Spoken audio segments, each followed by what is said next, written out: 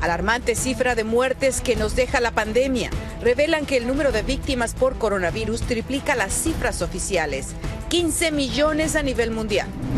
Crece la amenaza por un brote de hepatitis que pone en riesgo la vida de los niños.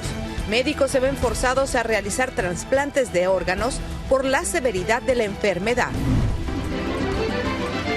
Llega el 5 de mayo y varias comunidades latinas celebran la conmemoración de la Batalla de Puebla.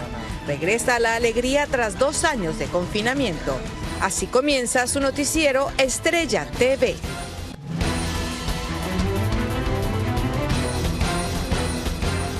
Hola, ¿qué tal? Muy buenas tardes. Bienvenidos al noticiero Estrella TV. Les saluda Palmira Pérez. Gracias por acompañarnos.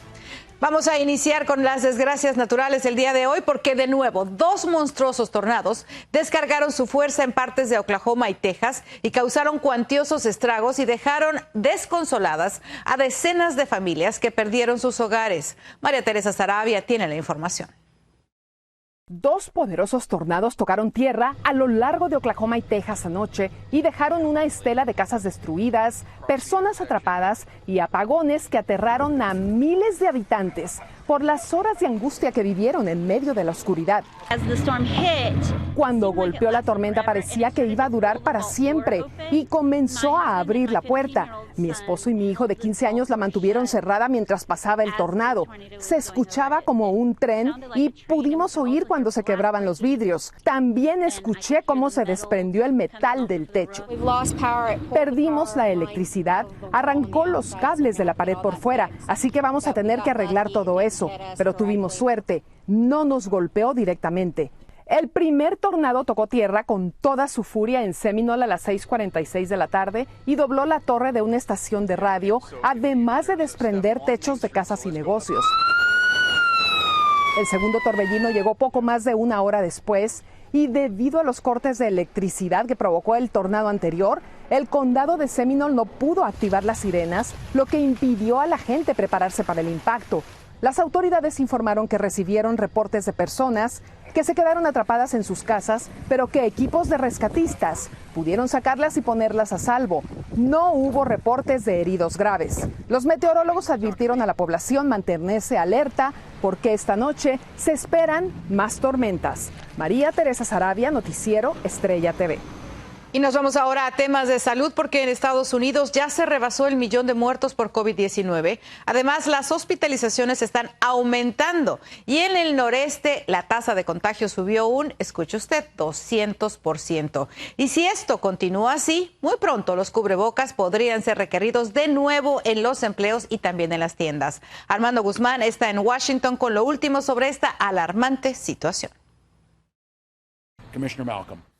Casi seguro que usted no conoce a Jane Malcolm, la comisionada de salud que se hizo famosa porque fue quien actualizaba a Minnesota acerca de la pandemia. It indicates we're in a different phase. Lo dice porque los nuevos casos de COVID en el país están subiendo a más de 58,000 diarios. Eso nos pone en contagios de COVID, donde estuvimos en agosto, aunque este es un momento de menor riesgo para las personas sanas. We've got better tools to manage it now. Between vaccines, boosters, and some of the new treatment options. We are thankfully not seeing hospitalizations go up to the same degree they did previously. La variante Omicron, BA2, aunque más contagiosa, no ha sido más letal. Por eso los mandatos de mascarillas y la prohibición de multitudes ha bajado. La pregunta es, ¿qué significa eso para quienes no quieren enfermarse? La respuesta, usar máscaras en lugares concurridos y pruebas de diagnóstico antes y después de reunirnos con gente. Mostrar mejor juicio que el ejercido por los corresponsales de la Casa Blanca. Vea usted, 2,600 periodistas de Washington reunidos en un lugar cerrado por casi 4 horas. Resultado, montón de contagios. It is my great honor to be speaking tonight at the nation's most distinguished super spreader events. En Indiana, como en el resto del país, el total de casos es importante, pero el mejor indicador son las hospitalizaciones y el uso de camas en cuidado intensivo. En Indianápolis, el hospital Johnson Memorial está teniendo más pacientes de COVID. The hospitals are watching, the epidemiologists are watching, because we do know that many other states across the nation are seeing an increase. We're now into our 6th wave. Y ahora California, en el sur, norte y centro, que tiene una sexta ola de contagios que ya la puso en alerta. I would not call what we're seeing right now a surge. It's definitely an increase in cases. Finalmente, considere que las cifras reales son más altas que las oficiales, porque quienes se encuentran positivos en los exámenes caseros no reportan estos resultados, y muchos aún siguen conviviendo con gente sana, aumentando los contagios.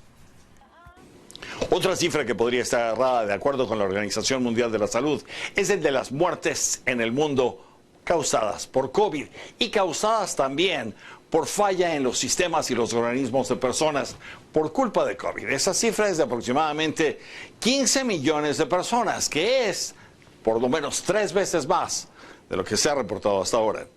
En Washington, Armando Guzmán, Noticiero Estrella TV. Impresionantes números, gracias Armando. Vamos ahora a cambiar de tema porque la policía se vio obligada a reforzar la seguridad afuera de la Corte Suprema. Una cerca fue instalada alrededor del edificio para contener a los manifestantes indignados por el terremoto que provocó la filtración de un borrador en el que los jueces opinan que se debe revertir el histórico fallo Roe versus Wade, lo que dejaría a los estados la decisión de restringir o prohibir el aborto. Y médicos advierten que si desaparecen los derechos al aborto, podría incrementarse el consumo de las píldoras abortivas. Este sería el reto para los estados liberados por republicanos si la Corte Suprema decide poner fin a la ley Roe versus Wade. Incluso la demanda por esas pastillas ya se había disparado debido a las estrictas leyes de algunos estados y porque la pandemia no permitía ir a una clínica a practicarse un aborto. Vamos ahora a la Florida, en donde los venezolanos que residen ahí alzaron la voz ante la posibilidad de que el gobierno de Estados Unidos deje sin efecto las sanciones sobre el combustible en su país. Nuestro corresponsal Freddy Machado nos tiene las reacciones desde Miami.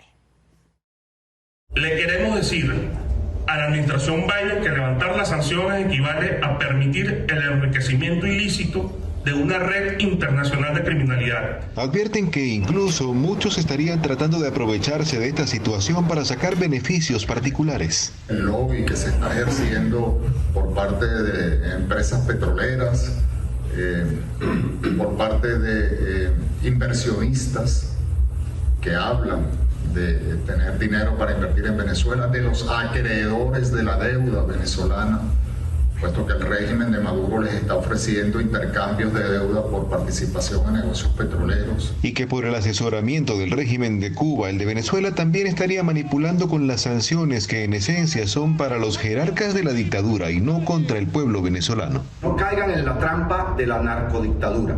No hay que levantar sanciones para poder tener una Venezuela libre y democrática, sino todo lo contrario. Las sanciones son una forma de presión para la tiranía, para forzar la vía a la apertura de elecciones libres y justas. Las organizaciones del exilio venezolano temen que con una flexibilización en las sanciones se afecten algunos beneficios migratorios como el TPS y otras consideraciones. Ellos no pueden regresar a su país, no es una opción mientras no cambie el régimen y se recupere la democracia. Freddy Machado, Estrella TV. Bueno, y de los venezolanos nos vamos a los cubanos porque el sueño de decenas de cubanos por llegar a Estados Unidos se hizo pedazos cuando fueron descubiertos en alta mar. Un helicóptero de la Guardia Costera de Estados Unidos detectó ayer un rústico e inseguro bote con 49 personas a bordo. Eso lo detectó a unas 23 millas al sur de Long Key, Florida, y la embarcación fue interceptada y todos sus ocupantes fueron repatriados a la isla. Y los miles de inmigrantes que quedaron varados en la frontera a causa del título 42 que les obliga a permanecer en México ya se quedaron sin recursos. Muchos buscan cómo sobrevivir y tratan de conseguir un trabajo desesperadamente. Nurmila nos cuenta. En los últimos días ha aumentado la ola de migrantes haitianos que llegan a México con la esperanza de poder ingresar en territorio estadounidense por la posible eliminación de la regla conocida como Título 42 en las próximas semanas.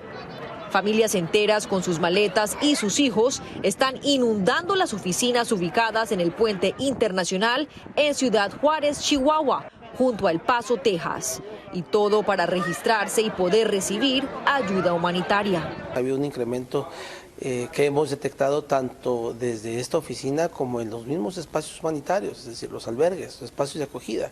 Muchos haitianos ya se quedaron sin recursos económicos y se están viendo obligados a buscar trabajo. pero la barrera del idioma les está complicando encontrar una ocupación. Para muchos compañeros también es un poco difícil para poder entender lo que dice, aunque lo contrata, pero a veces lo corta el contrato para no saber lo que dice, entonces le cuesta un poco. El título 42 es una política relacionada con la pandemia que impuso el expresidente Donald Trump en marzo del 2020 y que cerró el sistema de asilo en la frontera con México. Miles de indocumentados están esperando ansiosos en el país vecino que desaparezca esta estricta medida migratoria, con la ilusión de que comiencen a ser procesadas sus peticiones de asilo para poder ingresar a los Estados Unidos. La administración Biden informó que el 23 de mayo planeaba terminar con el título 42, pero un juez federal de Luisiana bloqueó de manera temporal la orden de la Casa Blanca. Nurmila, Estrella TV. Bueno, y le cuento que la escasez de agua por la extrema sequía que atraviesa California es muy grave. Las autoridades admitieron estar preocupadas de que algunas comunidades del estado puedan quedarse sin el vital líquido durante el verano, lo que podría pasar si no se realizan cortes del servicio sin precedentes y si los residentes y las industrias no reducen el uso del agua significativamente. Así llegamos a la primera pausa comercial, pero regresamos. El presidente López Obrador inicia su gira por Latinoamérica. ¿Cuáles son sus objetivos? Le contamos. Vuelan puñetazos y patadas en una batalla campal en una preparatoria.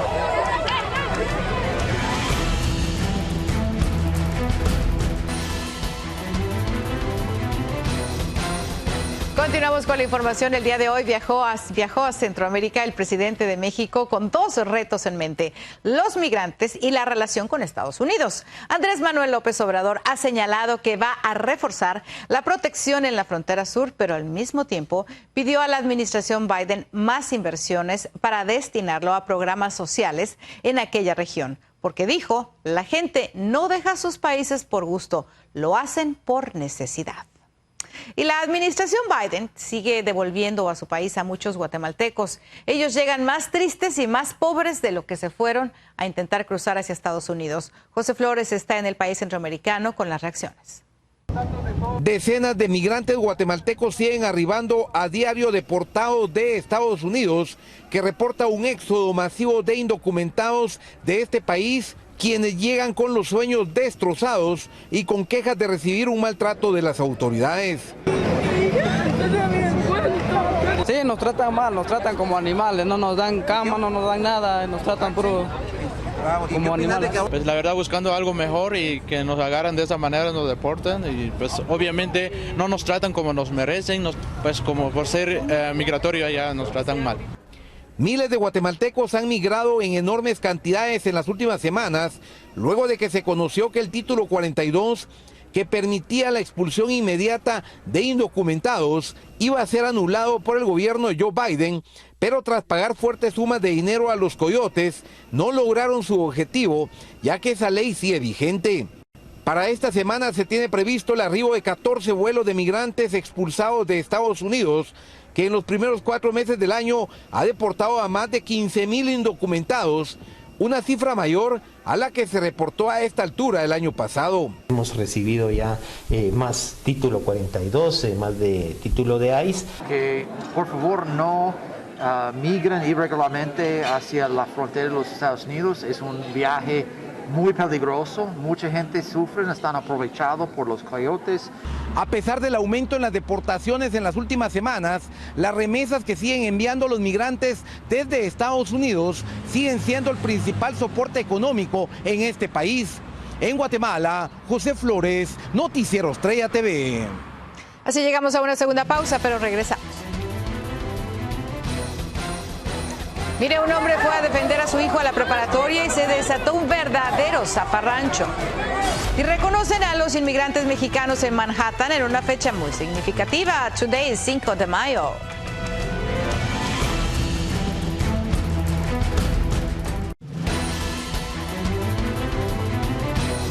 Seguimos informándole porque toma tintes alarmantes un brote de hepatitis en Estados Unidos. Al menos 6 pequeños menores de 10 años tuvieron que ser atendidos en algunos hospitales. Incluso uno de ellos tuvo que recibir ya un trasplante de hígado. Dayanis López tiene el reporte. Los casos más recientes de hepatitis grave tienen al menos 6 menores de entre 18 meses a 10 años de edad hospitalizados en el Cincinnati Children's Hospital en Ohio.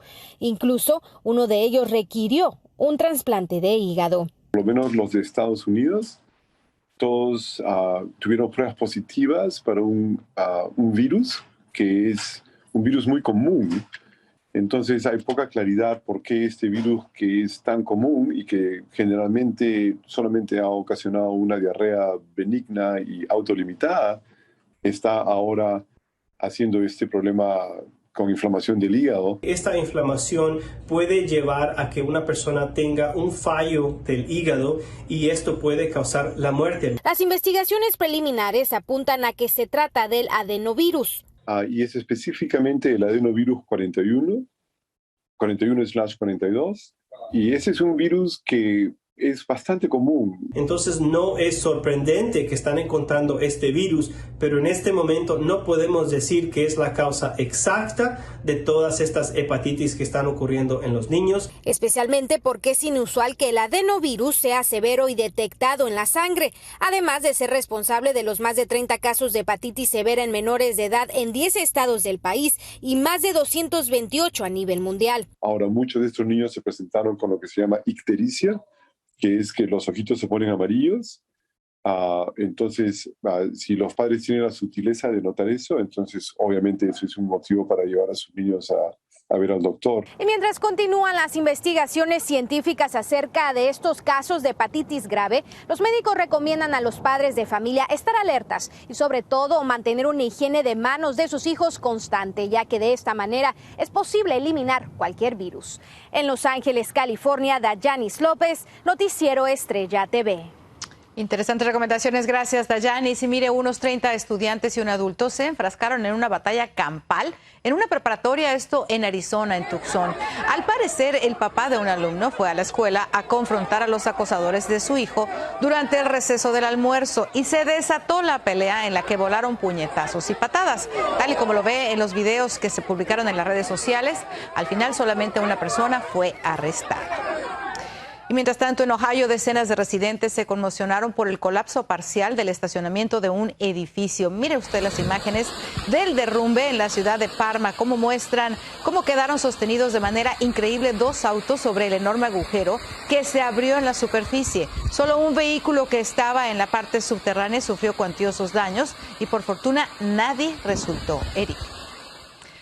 Y la bandera mexicana ondeó por todo lo alto este 5 de mayo durante una colorida y divertida ceremonia en Manhattan, donde también se reconoció a los inmigrantes. Ángela González nos informa desde Nueva York. Te escuchamos, Ángela. Así es, Palmira, muy buenas tardes. Con este magno evento se celebró la batalla de Puebla aquí justamente en el sur de Manhattan, donde se elevó la bandera de México y se honró también la labor de los inmigrantes.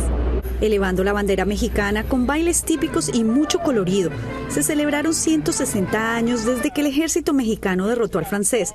Siendo Nueva York la casa de la mayoría de poblanos, esta conmemoración de la batalla de Puebla cobra una relevancia mayor. Así que la comunidad migrante aquí es esencial, no solamente por la mano de obra, pero por la cultura, por todo lo que proveemos aquí. Yo soy mexicano, soy comisionado de asuntos de inmigrantes en la ciudad de Nueva York, así que me orgullece mucho celebrar el 5 de mayo. Cerca de 600,000 poblanos habitan la Gran Manzana y la fiesta del 5 de mayo ha sido adoptada también por los estadounidenses, solo que con su propia versión. Él dice, celebro con mis amigos bebiendo muchas margaritas. Durante la fiesta en la parte sur de Manhattan, a muchos hasta se les escurrieron las lágrimas, cantando el himno nacional mexicano. Y Gavina preparará las recetas típicas. Lo celebramos de todas maneras, especialmente con los tamalitos y el atole.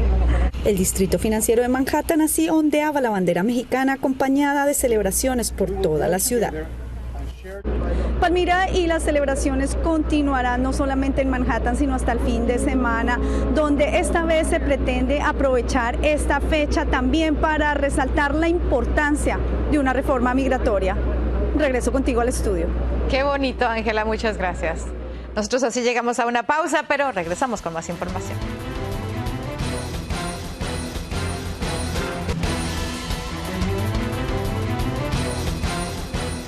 Vamos ahora a Italia, donde por primera vez el Papa Francisco se presentó en público en una silla de ruedas. El líder de la Iglesia Católica de 85 años tiene roto el ligamento de la rodilla derecha y en una entrevista reciente contó que planea someterse a una infiltración para aliviar el dolor que padece y por lo que se ha visto obligado a cancelar varias reuniones.